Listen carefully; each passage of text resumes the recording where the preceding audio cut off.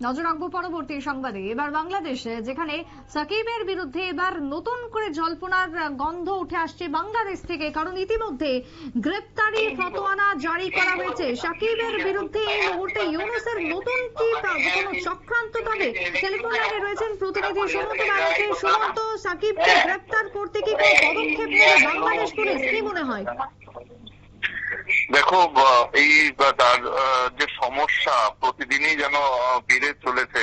দেখো, যবে থেকে প্রাক্তন প্রধানমন্ত্রী শেখ হাসিনা দেশ ছাড়া হয়েছেন, তবে থেকে সাকিব আল হাসান সহ যে সমস্ত বাংলাদেশের ক্রিকেটাররা যারা জড়িত ছিলেন এই আওয়ামী লীগের সঙ্গে, বা তাদের বিরুদ্ধে কিন্তু সমস্যা বেড়েই চলেছে ক্রমাগত। দেখো, একটি গ্রেপ্তারি পরোয়ানা জারি হয়েছে তার নামে, এমনটাই জানাচ্ছে বাংলাদেশের যে সংবাদ মাধ্যমগুলো রয়েছে তারা।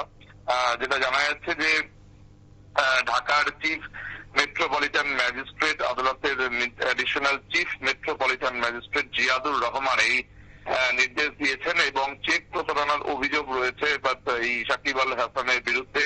সঙ্গে আরো 4 জনের বিরুদ্ধে মামলা করেছিলেন আইএফআইসি ব্যাংকের জনসংযোগ কর্মকর্তা সাহিবুর রহমান, এবং সেই দিনই আদালত 4 জনের বিরুদ্ধে সমন জারির নির্দেশ দিয়েছিল। রবিবারই ছিল সেই মামলার পরবর্তী শুনানি, এবং রিপোর্টে বলা হয়েছে যে সাকিব আল হাসান অ্যাগ্রো ফার্ম লিমিটেডের পরিচালক ইমদাদুল হক এবং মালাইকার বেগম, তবে ছিলেন না ফার্মের ব্যবস্থাপনা পরিচালক গাজী শাহগীর হোসেন। সেখানেই শাহিবুরের তরফে 4 অভিযুক্তের বিরুদ্ধে গ্রেপ্তারি পরোয়ানা জারির অনুরোধ করা হয়, এবং সেই অনুরোধ মেনে নিয়েছে আদালত। সাকিব ছাড়াও তার ফার্মের আধিকারিক শাহগীরের বিরুদ্ধে গ্রেপ্তারি পরোয়ানা জারি হয়েছে।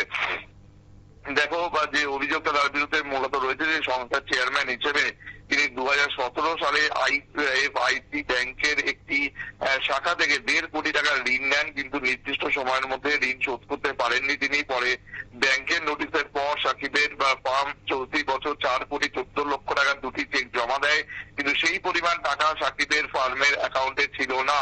ফলে চেক প্রত্যাখ্যান করা হয়, এবং পরে ব্যাংক টাকা পরিশোধের জন্য সাকিবের ফার্মকে নোটিশ পাঠায়। তারপরেও টাকা শোধ না করায় আদালতে মামলা হয় সাকিব সহ 4 জনের বিরুদ্ধে।